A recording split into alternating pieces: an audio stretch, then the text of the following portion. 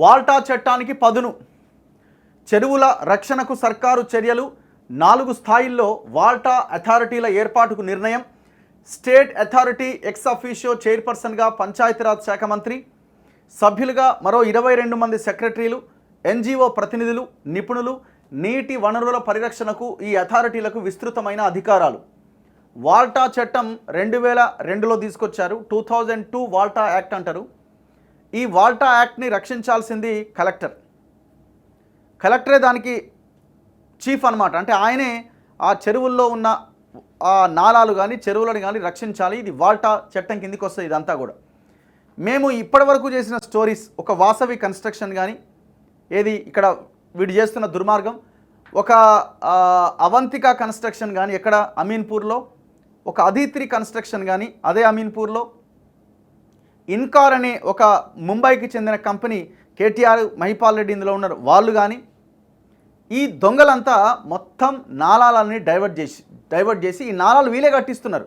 ఈ నాలాలు డైవర్ట్ చేసి వీళ్ళే నాలా ఏదో కట్టించి లింక్ మార్చేస్తున్నారు. ఇది వాల్టా చట్టం కింద, వాల్టా నిబంధనల కింద పూర్తి వ్యతిరేకం. Criminal activity. ఒక్కొక్కరిని లోపలేయాలి. మరి ఒక్క కేసు లేదా ఇంతవరకు?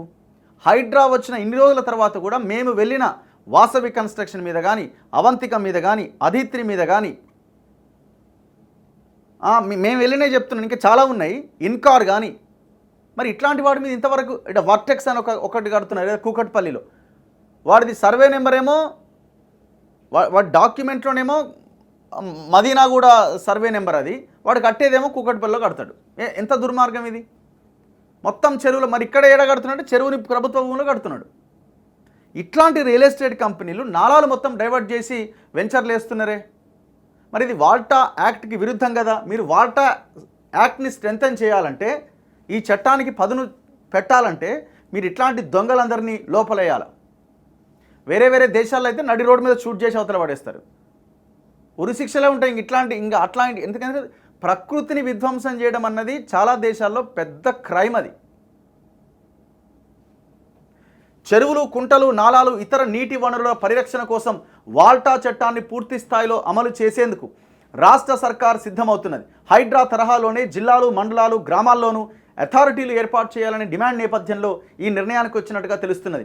వాస్తవానికి నీటి వనరుల ఆక్రమణలు అడ్డుకునేందుకు, కూల్చేందుకు వాల్టా ద్వారా ఏర్పాటైన కమిటీలకు విస్తృత అధికారాలు ఉన్నప్పటికీ చట్టం అమలులో గత పాలకులు నిర్లక్ష్యం చేశారు. చివరికి వాల్టా అనగానే ఇష్టారాజ్యంగా బోర్లు వేయకుండా నిరోధించే, చెట్లు నరకకుండా అడ్డుకునే చట్టంగానే దాన్ని పరిమితం చేశారు.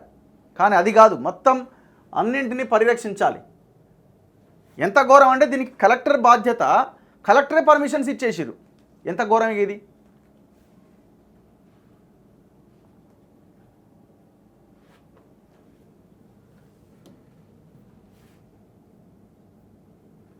ఈ చట్టం ద్వారా సంక్రమించిన అధికారాలతో చెరువులు, కుంటలు, నాలాల వెంట వెలిసిన అక్రమ నిర్మాణాలు తొలగించే అవకాశం ఉన్నప్పటికీ వాల్టా అథారిటీల ఏర్పాటులో నిర్లక్ష్యం ప్రదర్శించారు.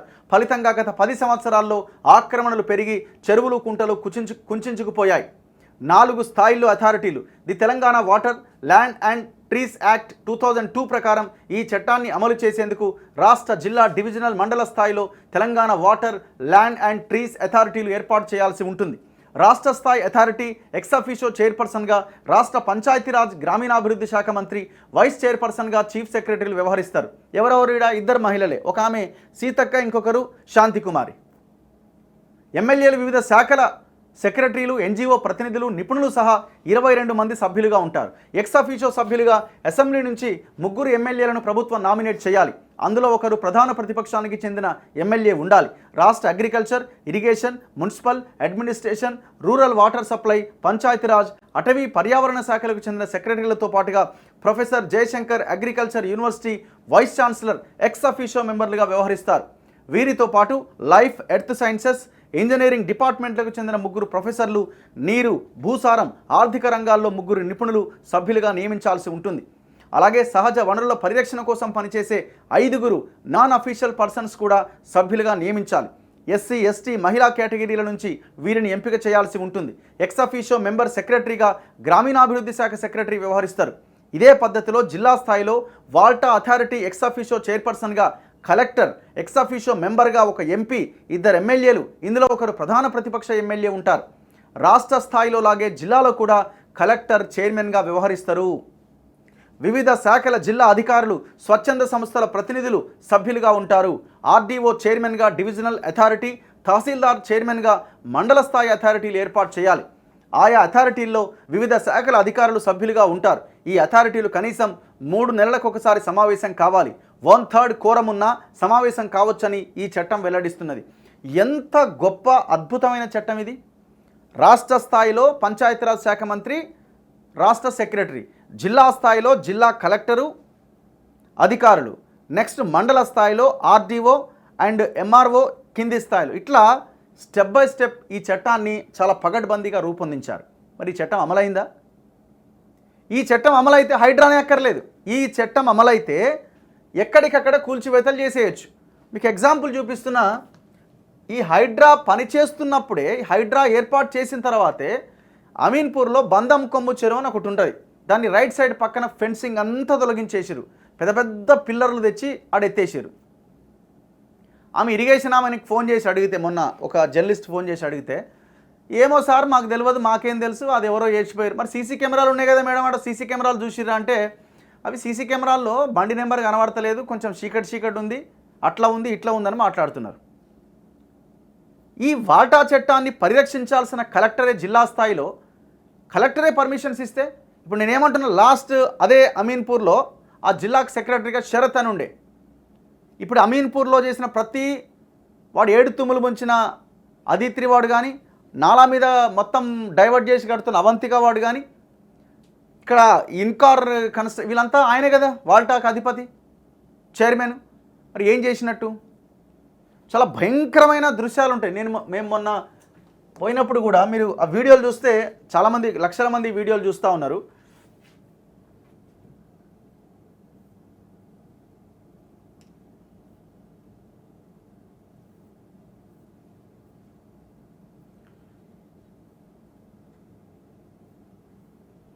One second please.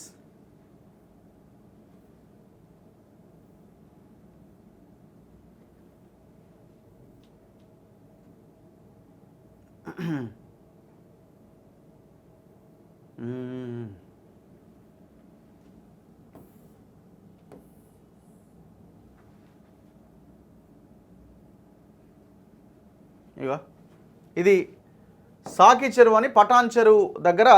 ఇప్పుడు మీరు ఆర్సీపురం ముందుగా రామచంద్రాపురం బెల్ కంపెనీ దాటిన తర్వాత పటాన్ చెరువు చౌరస్తా దాటగానే మీకు వస్తుంది. ఎంత భయంకరం అంటే, నాలాని వాడే డైవర్ట్ చేసేసిండు. వాడి భూమి కాదు, వాడి కథ కాదు, జస్ట్ ఒక పర్సన్ వచ్చి టవర్లు లేపి నాలాని డైవర్ట్ చేసేసిండు, చెరువుని కబ్జా చేస్తున్నాడు. వాడి భూమి కాదు, వాడి కథ కాదు, ఏం కాదు. ఇంత పెద్ద చెరువు మనోడైతే చెల్లించిన మరి దీని మీద చర్యలు కోసం వచ్చేస్తాడు, బిల్డింగ్లు కట్టేస్తాడు. కొని వాల్టా చట్టం 2002ను పూర్తిగా ఉల్లంఘించి ఇక్కడ ఉన్న కలెక్టరు, లోకల్గా ఉన్న ఇరిగేషన్ ఆఫీసర్లు అంతా దొంగలే. ఈ దొంగలంతా కలిసి దొంగతో చేతులు కలిపి ఈ నాలాని మొత్తం డైవర్ట్ చేసేసారు. అది వెళ్ళే మార్గంలో అది వెళ్ళాలి. ఒకవేళ ఈ చెరువుని కనుక ఇబ్బంది పెడితే ఏమవుతుంది? ఈ బ్యాక్ వాటర్ అంతా కూడా వెనకాల ఉన్న ప్రాంతాలను ముంచేస్తుంది. దానికి ఇవ్వాలి. ఇక్కడ తుమ్ము మూసేసిండు. ఇప్పుడు ఇట్లా ఎన్నో తుమ్ములు మూసేసారు.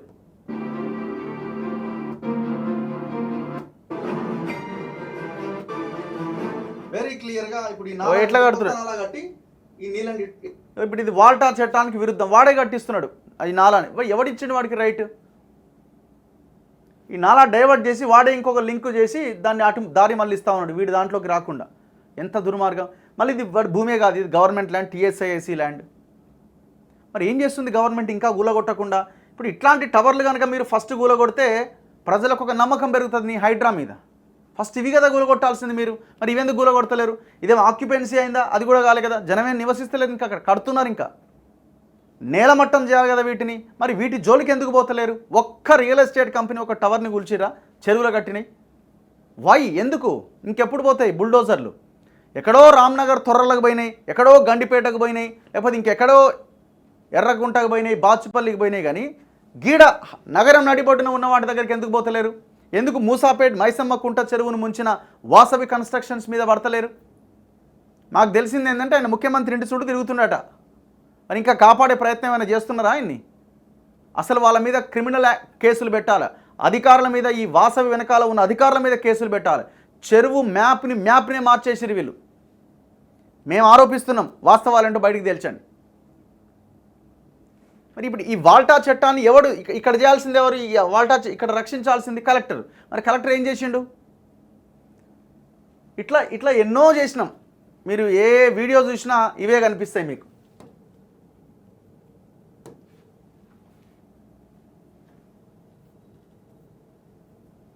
ఇగో 6 తూములు అడ్డంగా కబ్జా. ఎంత అద్భుతమైన తూములు అంటే ఇవి, ఎంత అద్భుతమైన తూములు అంటే అసలు ఆ కట్టడాలు చూస్తేనే ఆశ్చర్యం అనిపిస్తుంది.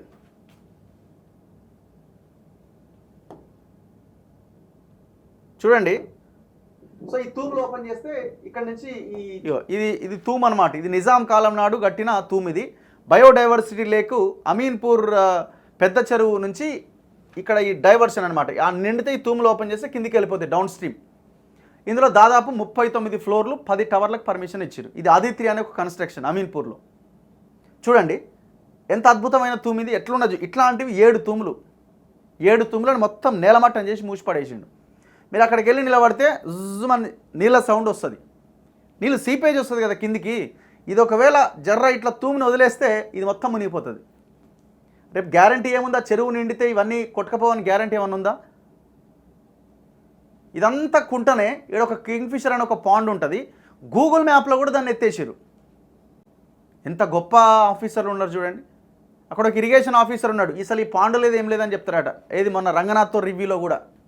మరి వీళ్ళు ఏమనాలి? వీళ్ళని ఉడిదీసినా తప్పులేదు. మరి ఇది వాల్టా యాక్ట్ ప్రకారం ఇది పూర్తి విరుద్ధం కదా. ఇది రక్షించాల్సింది ఎవరు? కలెక్టర్ కదా. మరి కలెక్టర్ ఏం చేసిండు? ఎన్ని కోట్లు తీసుకొని అనుమతులు ఇచ్చిండు? ఇది ఒక ఎగ్జాంపుల్ మాత్రమే. రాష్ట్రంలో మేము మేజర్గా ఎక్కడుందో ఆ ప్రాంతానికి వెళ్ళి చేయడం జరిగింది. మీరు రాష్ట్రం అంతా తిరిగితే ఇదే పరిస్థితి ఉంటుంది.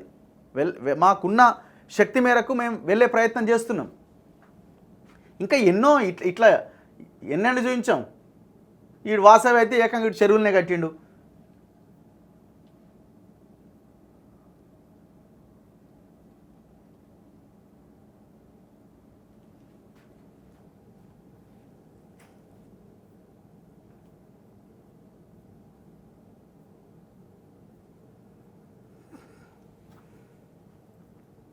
ఇగో అర్బన్ రైజ్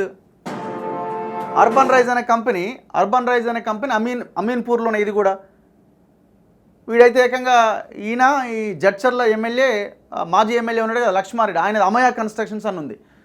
నా టవర్ కింది నుంచి నాలా పోతుందా? పోయింది. అట్లా అసలైన యాక్చువల్గా ఉన్న నాలాని మొత్తం మూసేసి దాన్ని అటు ఇటు డైవర్ట్ చేసి వీళ్ళే కట్టించారు. వాళ్ళు అది కూడా ఎవరితో కట్టించారు? హెచ్ఎండిఏ నిధులతో, గవర్నమెంట్ నిధులతో వాళ్ళకి నాలా కట్టించిండు కేటీఆర్. మరి దీన్ని కూల్చొద్దా? మనకి అమీన్పూర్ చెరువులో కలుస్తాయి. అమీన్పూర్ చెరువు నుంచి మళ్ళీ కొత్త చెరువు, బంధం కొమ్ము చెరువు, ఇట్లా లింక్ గా ఇది ఇంత ఓపెన్ దందా. ఇదంతా ఎవరు ఇది వాల్టా చట్టం కాదా? ఎవరు చేయాలి ఇది? కలెక్టరే పర్మిషన్ ఇచ్చిండు. మేము విత్ ఎగ్జాంపుల్స్తో సహా చూపిస్తున్నాం. మేము వాల్టా చట్టానికి పదును పెడతాం. పెట్టండి, ఫస్ట్ కూల్చవతల పడేయండి వీటన్నింటిని. ఇంకా ఈ అర్బన్ రైజ్ ఇంకా ఎదురుగా 11 ఎకరాలు ఉంది, అది బఫర్ జోన్. అక్కడ ఎలాంటి నిర్మాణాలు చేపట్టడానికి వీల్లేదు. చూస్తాం అది అందులో ఏమైనా కట్టడానికి ప్రయత్నం చేస్తే అర్బన్ రైజ్ అనే కంపెనీ మళ్ళీ అందులో ఏమైనా ఆ 11 ఎకరాల్లో మీరు ఏమైనా కట్టడానికి ప్రయత్నం చేస్తే అప్పుడు ఉంటుంది. ఇట్లా ఎన్నెన్ని చూపించాం. సో ప్రజలారా, చాలా దారుణమైపోయింది తెలంగాణలో వ్యవస్థ. సిస్టమ్ అస్సలు పనిచేయట్లేదు. ఇప్పుడు వీళ్ళు ఏదో పని చేస్తుంది, మేము పని చేస్తామని అంటున్నారు. మేము కూడా చూస్తున్నాం. ఎన్ని చెరువులను మీరు కాపాడగలుగుతారు? ఎంత నిష్పక్షపాతంగా మీరు ఒక్క నాగార్జునది కూల్చినంత మాత్రాన, మీ బ్రదర్కి నోటీస్ ఇచ్చినంత మాత్రాన, మీ బ్రదర్ది కూల్చినంత మాత్రాన మొత్తం జరుగుతుంది అని మేము అనుకోము. ఈ హైడ్రా కొనసాగాల్సిందే.